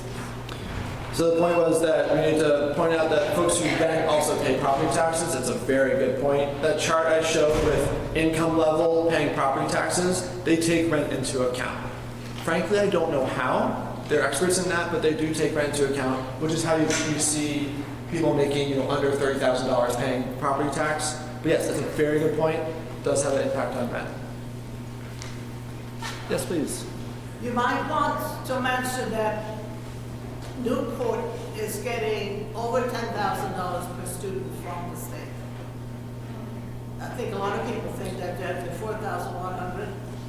That is not true because Newport and some other towns with very low property values have been compensated and they're getting much more than the average. So the comment was that we should point out that Newport and other communities are getting, Newport specifically is getting more than $10,000 per student from the state, and other communities get additional amounts. So this was the piece of the formula that I mentioned earlier. So the adequacy formula that we really harp on, right? Because that's the element tied to the court rulings and the delivering an adequate education. That's the $4,100, the average being about $6,000. Newport does in fact receive a higher amount. It's called the right side of the formula, so it's kind of very volatile, changes every legislative session. Right now there's some decent ones in there that do, fair point, provide additional funding to Newport. But none of that is tied to adequacy, right? So it can all go away this year, as referenced in the letter about potential pay. $12,000, 42 next year. Because of the I'm just counting that Newport, Claremont, Charlestown, a couple of other towns are getting more than the average. That's all I want, well, that may not be. Yes, it is true that some communities get more than the average because there are some additional aid categories that currently send more money to the districts with lower property values or higher numbers of students living in property. Yes? So some of these court cases go in favor of taxpayers and students. How do they get enforced? Because they're obviously not being enforced now. That's a great question. And I think when we... Yeah, the question was, how do the court decisions get enforced? Because the state's not following them now. I think we were a little naive when we did the Claremont case. We thought if the court says this is a constitutional obligation, we thought that, and this has happened in other states. In other states, they may have challenged the lawsuits, but when they lost, they followed the law. That happened in Vermont. That happened in Massachusetts. Very recently, there was a big school funding case in Pennsylvania, and the trial court ruled in favor of the school districts and the students. The state didn't appeal. They said, let's go to the legislature and fix this, and that's what they did. New Hampshire's practice has been really the opposite. It's resistance. Zach was mentioning about the different pieces of aid that in any given year may look like a lot, but they disappear. There was a famous one called stabilization aid. It was around for a while and then disappeared. The legislature doesn't stick to this. And when they think they don't have money, they don't fund it. And so, in legal history, it reminds me of the resistance in the South to desegregation. The law was clear, but those districts did not want to integrate. They didn't want black kids in their schools, and so they found ways to delay and resist. And in this case, people in the legislature are, as Zach said, very fearful of an income tax. We don't have to have an income tax. We can have a whole bevy of little pieces of things, which is one of the things we talked about. But we have to get... Beg your pardon? They don't want to fund poor communities. There's also a political power thing. One of the interesting things about that photo of the wake, the funeral for the interest and dividends tax, the little sticker in front of the speaker's seal, of the New Hampshire seal, was from, it's called Citizens for Prosperity, America's Prosperity, which is a co-funded entity that resists taxes and resists school funding. So there are a lot of folks who don't believe in government, they don't believe in schools, who are resisting now. That wasn't the case 20 years ago. It was just the fear of taxes. But one of the funny things about the income taxes, how do people think that property tax gets paid? It gets paid out of people's income, mostly. So it is a property tax. It's just an income tax. It's just a screwed up one. But we don't have to have, if we're going to stick with that phobia, we can do a bevy of little things, little ways to do this, but we just have to be consistent and stick to it. And just to answer your question very directly, the legislature has to change. It has to change what they're doing, right? I just mean it's unlikely that the court will rule, even if they rule, in our favor, right? They will say, and therefore change it, legislature, right? They're going to be very hesitant to cross, in some states, in really extreme examples, we've seen courts put like sanctions on legislatures. I don't think that's going to happen. So it will still be, and please, legislature, here's what we found, here's where you're violating the Constitution, therefore change it. So then it's going to be up to the legislature. When the state appeals, where does the money come from? Is it the money that has to... I want to answer that. Yeah. So the question was, Yeah, how much does it cost? when the state appeals, where does the money come from? I'll say one thing and hand over to John. We were curious too. So we filed a right to know request a year ago and said, how much are you spending on legal counsel, right? That's outside the state, right? Because that was easier for them to get than tallying up state employee time. So not including any state employee time at the AG's office, right? They spent over $1 million as of a year ago, right? And this is to out-of-state firms defending these cases. If you went to the Claremont trial, you would see a couple of lawyers representing all those 25 districts, and you would have seen 6 lawyers on the state side, 3 from the AG's office who are being paid by all of us, the Condell trial, 3 AGs being paid their salaries, and 3 lawyers from a law firm in St. Louis, Missouri that specializes in defending states in school funding cases. Those lawyers were getting paid like $400 an hour to defeat this. And the Condell lawyers are getting paid by their school districts, I'm sure not at $400 an hour. In the Rand case, our batch of lawyers were all volunteers, and we had a law firm in New York volunteer to help us. And there were not as many of the St. Louis lawyers in the Rand case, but there were some of them. So that's one of the things that makes this hard, is there's really inequity in the legal system as far as pursuing something like this. But we're gonna keep pursuing it, and I think we will, if the legislature is told by the court to fix it and doesn't fix it, we'll go back to the court and say, court, say it a little louder, say it a little stronger, put a deadline. I think we have a mic here, so we'll go back here and then back in the corner. Thanks for a great presentation. So I'm looking at your actions and appreciate the list, but I have a lot of experience with the Gen Court sites going on and registering in support or opposition to bills, writing testimony, writing to the committee members. My understanding is that it's pretty hard for the legislators or the committee members to see the numbers that are coming through from that. Though, how many oppose and how many support, that's not easily accessible to them. And I'm not sure what the parliamentarian aspects of that are. But that's pretty disappointing to me. This should be easy for New Hampshire residents to get their opinion across to their representatives. We shouldn't have to testify if we're working full-time, for instance, and can't go to Concord. So I'd like to know that that particular issue is fixed. I know you don't have anything to do with this, but I'm interested to hear your thoughts on it. The other piece is, if you want to email the committee members, there is no hyperlink that gives you all of their email addresses, especially if you want to send it from your own Gmail account. And there's 20 email addresses to type in before you can send it. This is extremely time consuming, and both of those things need to be fixed so that New Hampshire residents can actively impress upon their legislators what their opinions are. To my understanding, most committees have a singular email that's sent to the whole committee. So it can sometimes be a little tricky to find. That's my understanding. I could be wrong, but like, House Education at ledge.state, that goes to the whole committee. That's my understanding.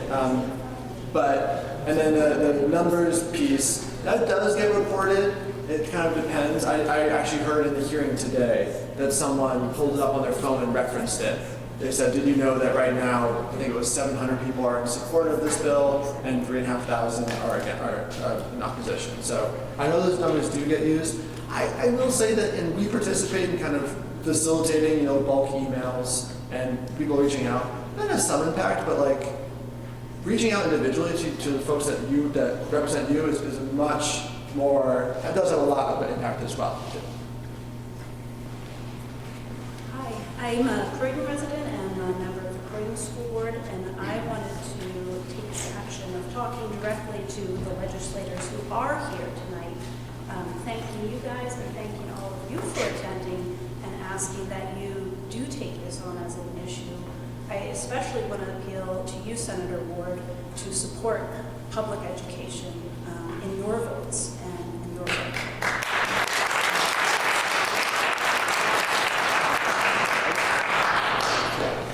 Thank you.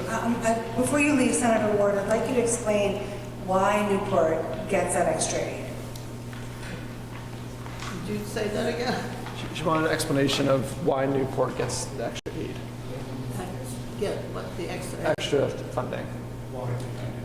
They came up with the student-centered funding, and they took a look at the property values of the different towns, and it was very evident that a lot of towns that do not have that kind of property values to support education. So they had, I don't know how that formula was made. I have tried to find out, but that's how it happened, that they recognized that there were towns with very poor property values, and they wanted to compensate so they would not have to suffer too much. And if you look at it, you can see there are towns that don't get that much support at all because they raise plenty of money on their own in their towns. Since I have you here, I get lots of emails. Somehow people have managed to find me. And it's very easy to send an email, or you can send it to the committee, you can send it to my legislative address, and I get every single one of them. I do want to say that I don't think that I supported, that I co-sponsored the universal. I pulled that right from the website. I know. I took a look at it and I said, no, it's going to cost too much money. I don't want to sign on to this thing. Well, your name is on it. My name may be on it, but sometimes things get on because people just put your name on it. And I think that was a mistake. My intention was not to co-sponsor that universal bill. So will you vote against it? So, Senator Ward, then, I want to be sure that I understand. They didn't do that because, we feel sorry for Newport, they have poor property taxes. Isn't it based on the numbers of free and reduced lunch, that extra aid? if you send an email to me, give me that question, and I will have to ask how they figured that one out, because I couldn't follow it the way they were explaining it, and I need more than one time to have it explained to me. So I want to understand how that thing was made up. And I also know that the schools got $169 million, I think last year, that was divvied up. And some of the schools are going to get a little bit more the next couple of years. I'm happy to be here. There are a lot in education, in funding, that I don't have a very good grip on. But I am learning, and I would like to learn more about it. And if you send me a question, I'll be more than happy to find out from the people who know much more about budgeting than I do. And I'll be more than happy to answer all of those questions. But I need to know what the question is. I also want to add that as the superintendent of the school district, I meet with Senator Ward every single month. So if anybody has any questions that they would like for me to ask her, I would be more than happy to take those questions to her as well. Thank you. I love to see the whole school funding taken care of. Sometimes I feel I have to take everything and put it in a paper bag, shake it up, and start from scratch, because it is so badly handled, and nobody really knows what's going on. So I am all for trying to figure out how we're going to take care of this thing.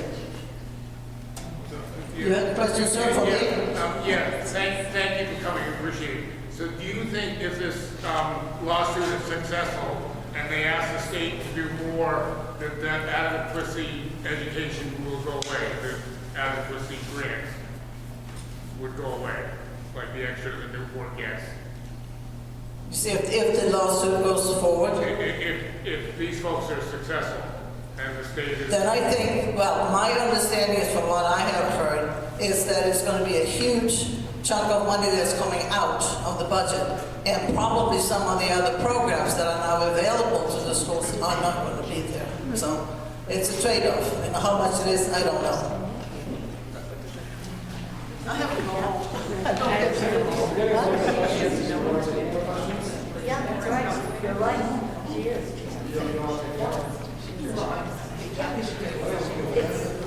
Anybody else that has a question just for me that I can answer before I go home?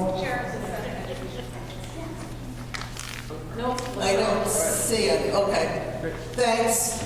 And like I said, email me, or you can email Naomi Goodman. I'll meet with her, and I'm going to meet with the superintendent in Claremont as well, so we can sort of get going on this. So I can answer one quick question earlier, so why Newport gets some more money. So it's been in the formula for a couple of years. This wasn't a new one from last year. We kind of bounce around with different ideas. Part of that funding is a ratio of students who qualify for free reduced lunch and property value, right? But just because it's not a new idea, it's been around for a while, and that's one of those big categories that kind of shrinks and grows and shrinks and grows, and it's not locked into tax. Well, it also makes sense that those two go hand in hand, Yes. right? Because if we have students who are eligible for free and reduced lunch, their parents are low income Right. and can afford property. Right. And it's taking into account the heavy lines on property value, right? So you don't have that property base from your school, so you have additional need. And I just want to clarify again that none of the lawsuits say anything about reducing funding in any 8 categories, right? That is a decision that would be made to cut funding to add funding, right? Has nothing to do with the lawsuits. The lawsuits are all focused on increasing support to schools, shifting that burden from the locals to the state. So I just wanted to clarify that. Good evening, everyone. My name is Karen Leo Hill. I'm your executive counselor. I was here just a couple months ago for a great candidate forum, and we talked a lot about education funding. Something quite remarkable just happened. Senator Ward, who I understand is listed as a sponsor on the universal voucher bill, just said publicly that she is not sponsoring, that she does not agree with that legislation. I think it's incredibly important for the voters to make sure that we hold her to account on that statement. She clearly understood the message that you're sharing with her tonight, I would encourage you to continue your advocacy with her. That was a pretty remarkable moment. It's also pretty remarkable that the chair of the Senate Education Committee just talked about how she doesn't have a full grip on education funding issues in New Hampshire.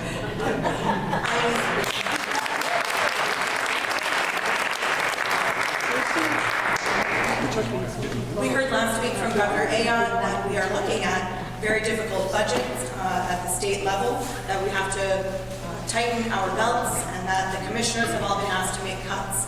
This afternoon I testified against HB 115 because, frankly, local property taxpayers cannot afford an unlimited bill for school vouchers. So I will be working very hard to make sure that people in Concord understand that local property taxpayers have had enough. And I understand that that is true here in Newport, but I can also tell you as a 20-year city councilor in Lebanon that there are a lot of people in Lebanon who also cannot afford their taxes. So even though a community might be identified as wealthy, that is not the true story for every single taxpayer. And so I think it's important that as we work on these solutions, that we're looking at the taxpayer, individual taxpayer level, not just looking at the town level, because that really masks some of how differently situated taxpayers are. Thank you so much for your work.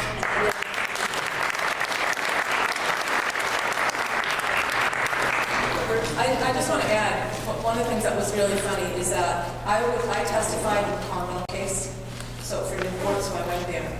And the state actually subpoenaed RBA, Ed, to go testify for them.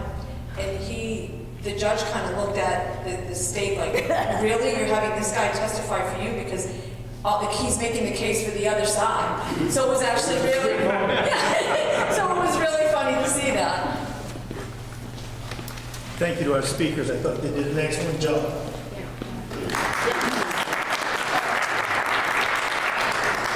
I want to address briefly the EFA, Education Freedom Accounts. One of the clearest principles of our state constitution is the taxpayer dollars cannot be used to fund religious education. It's Part 2, Article 83, and Part 1, Article 6. This is, quote, "No money raised by taxation shall ever be granted or applied for the use of the schools or institutions of any religious sect or denomination. No person shall ever be compelled to pay towards the support of the schools of any sect or denomination." Thank you. Now, I know that that is just a small part of the funding. It accounts for somewhere just over 5,300 students that are now involved in that program. And it's really not a great deal of money, but every little bit matters. From an article from the Concord Monitor from December 9th, just a month ago, 49% of the total students went to religious schools in the EFA program. But 86% of all the funds went to religious schools. 25% of all those funds went to just 5 schools. There's been an argument that there needed to be more oversight to the program. And of course you hear the political discussion back and forth from both sides. They randomly picked 50 applications to review. They flagged 12 of them. And of them, of 50 randomly chosen applications for that program, 10 of them were found to be ineligible. That's 20%. So we have to wonder where that money is going.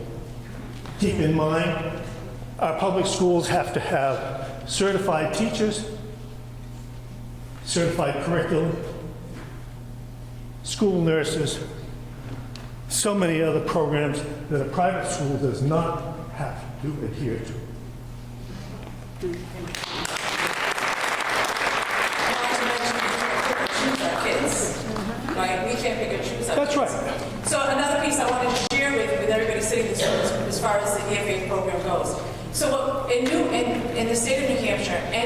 that is homeschooled is entitled to any programs that the public school has to offer. If a student goes into an EFA and gets money from the state, that takes them out of homeschool status, and they don't qualify for anything that a public school has to offer. So what I do is I actually have an application process for any homeschool student that they have to complete. And then once I ask the question, are you part of the EFA program? Whether they say yes or no, I have a way to go on the state of New Hampshire's website to check to see if they are. And if they are part of that program, by law, they are required to pay us for any courses that they want to take. So I will deny them access to our public school unless they pay for those classes.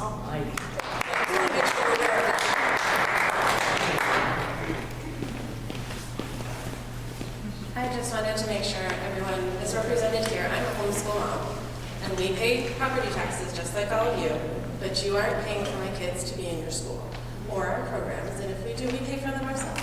So it does help families who are homeschooling, and it is a tremendous help because we came from Buffalo about a year and a half ago, and in Buffalo we had no money to put towards even textbooks. My kids would be sharing textbooks. They wouldn't have workbooks. They'd be writing everything in a notebook. Here, we actually have the money to do that. I can give my kids workbooks and things like that through the EFA program. So it does help. You could get them Just sending wanted them to to make school sure. too. What was that? You could get the same thing by sending them to the public school too. But I'm choosing to homeschool them. Right, and that's I your have that choice. right. And it is really nice that the That's kids your can have choice. workbooks and textbooks. And that little bit of extra funding that we do get through the EFA program has been severely, severely helpful. I wish my students in Newport could have textbooks. Okay, I'm not involved in that. I'm just letting you know from our perspective, the I mean, EFA I program is respect not your all choice, bad. but I shouldn't have to pay for your choice, and neither should our students. Wait a minute, this is an important lesson for us all. Can I just say this, this is important. This dear, sweet woman loves her children and is doing what she thinks is best. And unfortunately, this argument hits us against her, and that is wrong, all right? That is wrong. I think she should be able to have her choice. I don't think we should be paying for it, but we need to support her. If she wants to educate her children at home, that's okay with me. I think it's okay if kids go to private school. That's all right. We cannot make this a battle, a war. That doesn't help the kids, all right? That doesn't help the families. The state needs to be responsible. And Senator Ward, just so all of you know, look and see how your representatives who represent Newport are voting in Concord. I can tell you they do not support your taxes at all 4 of them, not at all. Gary Merchant's here, he's a rep, he would tell you how they vote.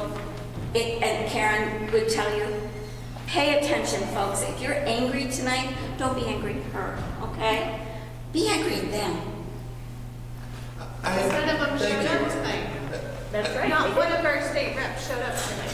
And I want to thank you, and I appreciate you saying what you did, right? This is clearly a challenging environment and maybe a outnumbered perspective, right? So that takes courage to say that, and I think that that's a very good follow-up because this is also a pattern of behavior, kind of this theme that we talked about in our state legislature, right?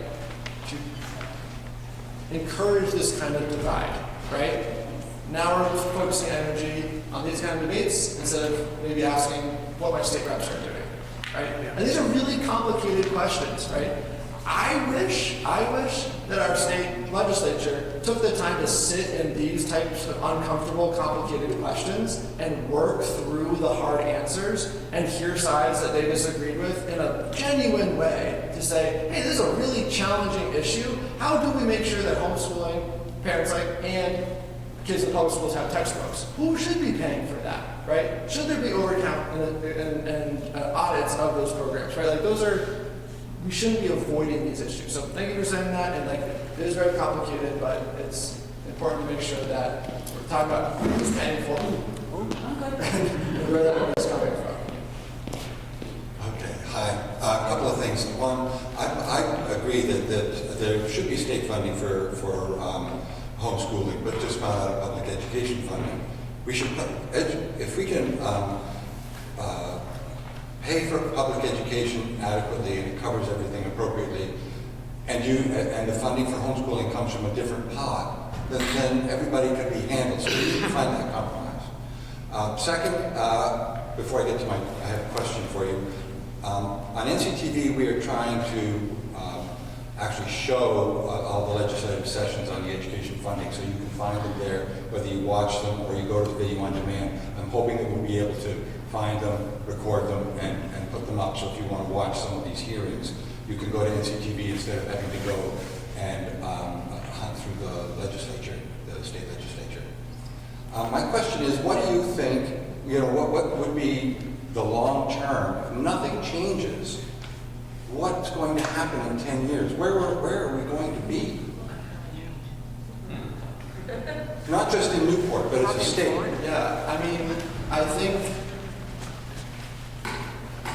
if we don't address some of these challenges, right, they compound at like interest, right? They compound at an alarming rate the longer you go without addressing them. And Newport has some, you have high tax rates, you have statistically, right, challenging school environments, right? Like, that's not a secret, right? And I think there are a lot of communities like that. There are a lot of communities right on that bubble, right? Very few communities are benefiting from this current system, right? Actually benefiting and thriving, right?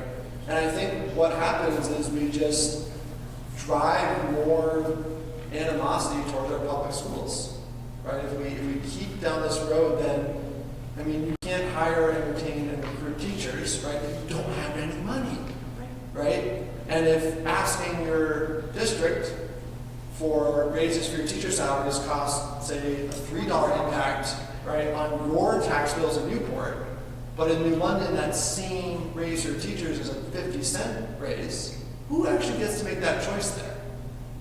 And I think that we just will see these compounding effects, and school districts are going to suffer, and folks that have intent, right, are going to say, see, they're not doing a good job. See, they have these scores. See, they're losing these kids, so let's defund them more.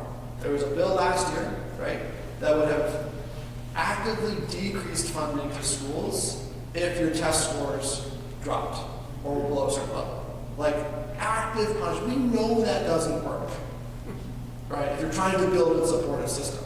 So I think we will see it as just specific communities, specific types of schools in more rural settings with higher number of folks qualifying for free reduced lunch will suffer at an increasing rate, as we've seen. So this is a really serious issue. I think addressing that has impacts for the whole state. I just have one response to that, and that is,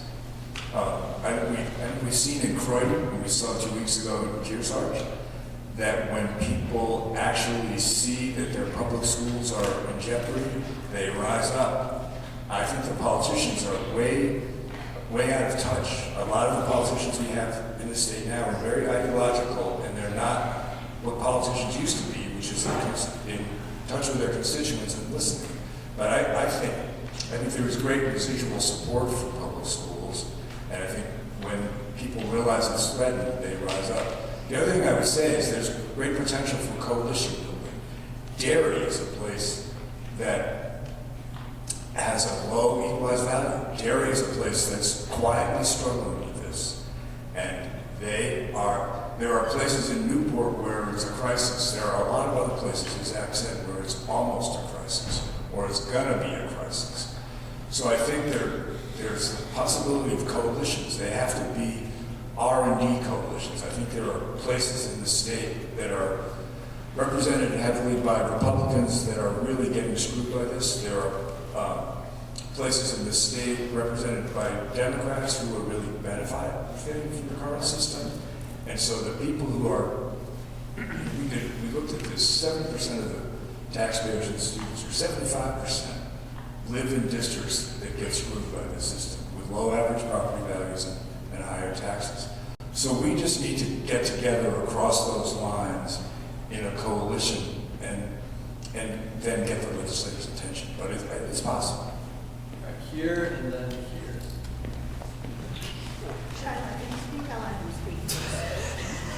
This question is for Mr. Tobin. Regarding the New Hampshire State Supreme Court, could they find the legislature in contempt of court and order them specifically to do something or incarcerate them for the weekend? Yeah, that's a dark fantasy I have. It's a number of steps. One of the things that they have said in all their decisions is they really want to respect our separation of powers and the three branches of government and being respectful back and forth. And so they've said that a little bit ad nauseum. I think if they make favorable decisions, they are going to say again, legislature, you need to fix it, you need to do so right away, we respect your role. I think if they don't do that, then the question would be for the lawyers, well, how can we tighten the screws a little bit? How can we set a deadline and with some consequences? And so those are things, believe me, we're thinking about, but we can't get there until they disobey a new order. So the first step, which has taken us a bunch of years to go through the system, and we're on the cusp, we hope, of some new, strong orders. The next step after that is the court will want to give the legislature a chance, maybe one legislative session, to fix it. If they don't do it, then the discussion becomes, okay, how do we compel them to do it? And in some states, I think Zach mentioned, in some states there were daily fines on legislators. In some states, they were threatened with imprisonment for contempt of court. I think it would be hard for the New Hampshire Supreme Court to do that. In some states, courts have temporarily shut down the school system. It's illegal. You can't fund it this way, so you can't keep going. I don't know if that would be a good idea either, but those are things we're thinking about. The first step is get some good decisions, and we've been working on that. And then the next step will be give the legislature a chance they don't deserve to fix it. And then after Attach that, the general fund. big pardon? The court can attach the general fund, send a letter to the bank that they're to send so much money to every school district. Yeah. That'd do it. I'm going to take this moment just for some action items. When people in Newport, there's a coalition going. Just to be closer to you. Okay. People in Newport, there's a coalition going around of towns that are writing resolutions. Everyone, please look when you vote at the school meeting. Newport has a warrant article, and I'm not going to read the whole thing, but the ending says, therefore, the citizens of town of Newport advise the state of New Hampshire legislature and governor to adopt comprehensive and lasting laws that increase state funding for public education to fulfill the state's responsibility of providing an adequate, fairly funded education for every student across the state. Please shout this from the rooftops, from your neighbors. Well, we want to get this warrant article passed in Newport. There'll be similar ones in other towns. This is the pressure our legislative leaders know. What's up Newport, truly Newport? What's up Claremont? What's really up Claremont? Every single bill that goes across to Ruth Ward or our legislator's desk with education, I will post something about it. Please follow up. Thank you. Yes, we're here. 400 new residents to come farm.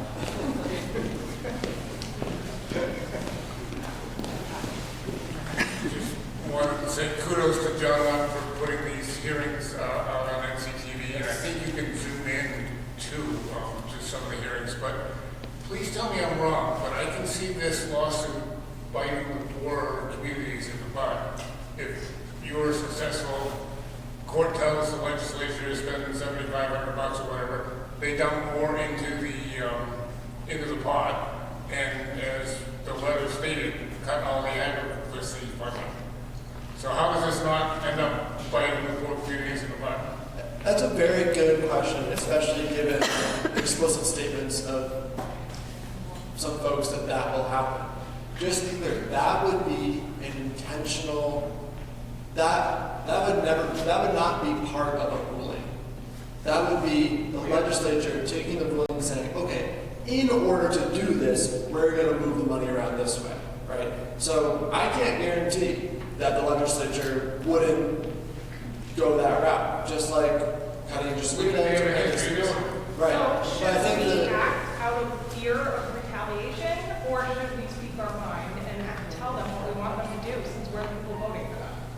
yeah, so I think the important thing then, right, is, and this is where it just gets into, interacting with the legislators, making sure that they know that that's not something that you want, and that's part why we exist, right, would be to kind of highlight that, make sure folks know about that, and then telling legislators that, like, if these rulings do come down, right, we do not want you to cut school funding to increase school funding. That's absurd, right? And so I wouldn't have thought that we need to say that, frankly, until I read that letter 2 days ago. So maybe that's just something to just reiterate when engaging with the legislators. Go back to the lottery, which is going to fund education. So they're going to launch the lottery money and cut it elsewhere. The state actually tried what you suggested.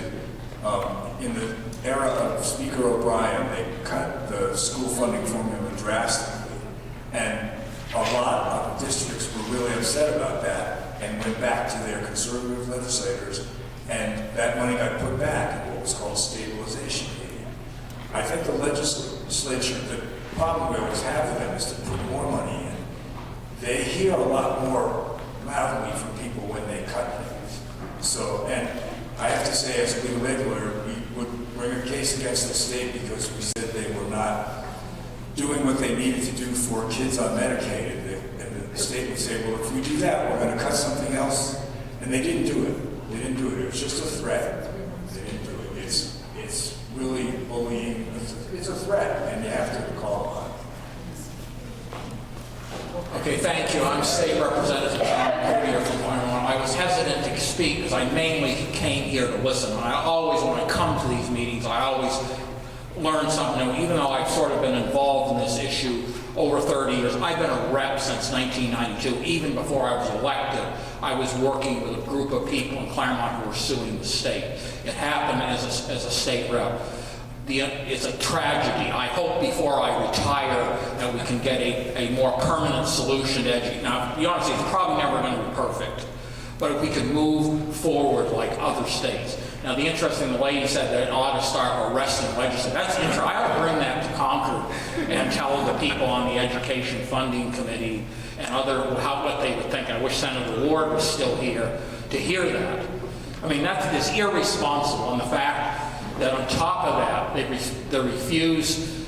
I've had to deal with issues. They filed these constitutional amendments to overturn Claremont several times. And this, I want to say something, this is not a partisan issue. Democrats and Republicans have been both on the good and bad of this issue.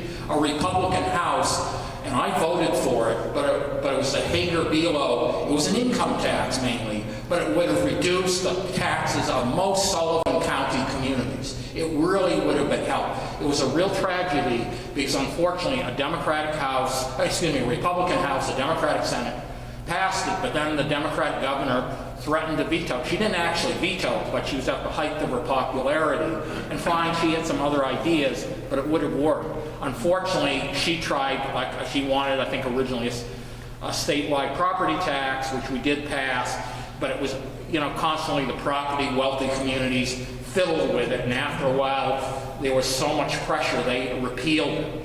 And then, as I said, the governor, she wanted I don't want to target people, so I'm not mentioning names per se, other than my own. A sales tax. I was willing to go along with it. I mean, it would have been a step forward. I have also tried to do, I never take the pledge, I probably wouldn't be elected governor. I'm willing to look at any solution if it will reduce my constituents' property taxes. You'll have to deal with it as a representative of Claremont and Croydon. And it affects our decisions. It affects at the town level, the school level, the county delegation level. And so long as I live as a legislator, I will keep fighting until we get some sort of solution. I sponsored a capital gains tax, which I think if it would have been more progressive and it probably could have helped reduce property taxes. Unfortunately, the rep sponsor Dick Amons, who's a rep from Jaffrey, weren't successful, and I was attacked for it. But I make no apologies for it. But the important thing we also have to remember that we always talk about broad-based tax. We don't want a broad-based tax, and we mean sales and income tax. We actually have a broad-based tax. It's the property tax, and it's killing us. And it's not our future. So just try to remember that when some politician, no more broad-based tax. Well, we have one. So we either got to reform it or radically, replace it with something else. And I will try to be open because it's not an easy issue with easy solutions. I'll try to keep an open mind. But I want to see the property taxes of Claremont, Croydon, and most, all the other communities, property poor communities in Sullivan County statewide reduced. So I'll keep fighting and just be patient, and I will not support any constitutional amendment to overturn Claremont, or like some of they went to the Supreme Court during the hearings, and they told the Supreme Court, you ought to overturn Claremont yourselves, which would have been a catastrophe. But thank you very much, and again, I thank you very much. I've learned a few other things.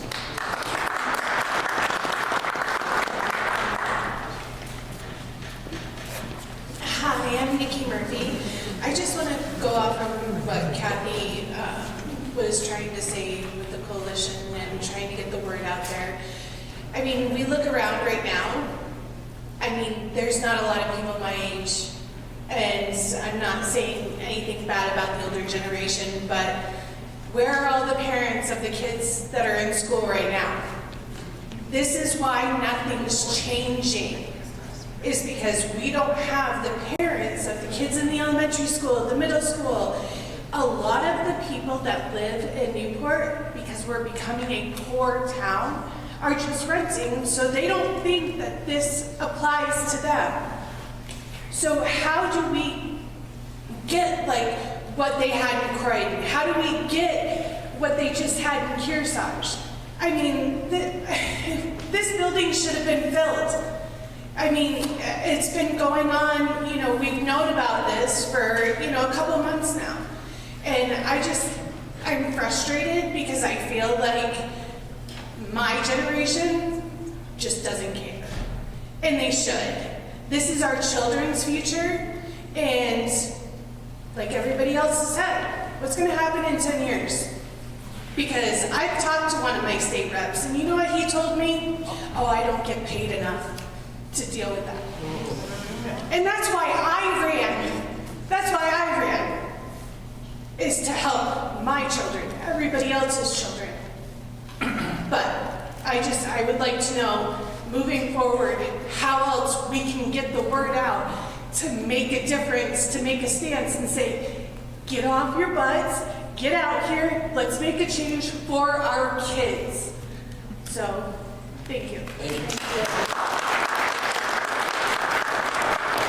I really appreciate that. I can give kind of a few specific pieces of feedback, and also I want to, we do these, as was mentioned at the beginning, all over the state. We do between 30 and 40 a year, right? This was a lot of people, just for reference, right? This was a very good turnout. You all are sticking around for where we're at now.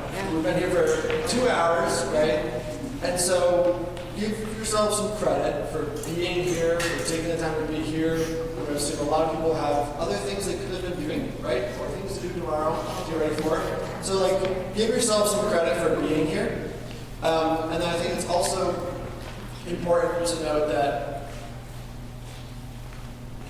if everyone remaining in the room, if all of you went home and took 5 minutes to write Senator Warren an email, not a form email from a group like mine, right?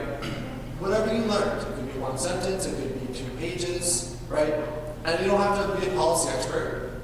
Just, I learned this tonight. What did you learn, and how are you going to take that information into the session? Right? That would make an impact. It would start somewhere, it would be a way to engage with her. How to engage people, that is the question we are always trying to answer. It's really hard. People have a lot going on, about busy lives, right? And so I think, we try to provide some opportunities like this. These are somewhat helpful, right, to get the time, right? But we're also always looking for feedback from you all to say, hey, why aren't you guys going to, the PTA, right? I'm in the PTA, come to a meeting. hey, why aren't you doing this thing? This is where parents actually gather. Let's do this. Hey, here's how you actually talk to teachers. You talked a lot about retirees. Well, there's this group that meets, and you should come talk to them, right? So we're always looking for, like, where do people already gather, where do people already meet, where you already get your information, and where we can lean in and provide that information, or I can talk you through the legislative process. Like, we want to be a resource in that sense. So, kind of an answer, kind of a, it's hard because people are busy, and it's very frustrating to engage with this. One of the things we're also hoping, we know that NCTV is streaming, so we're hoping that we have people at home watching this as well that could not be here tonight. So. Yes, very good point. Thank you. All right, we're running out of steam? Yeah. All right. Thank you so much for being here.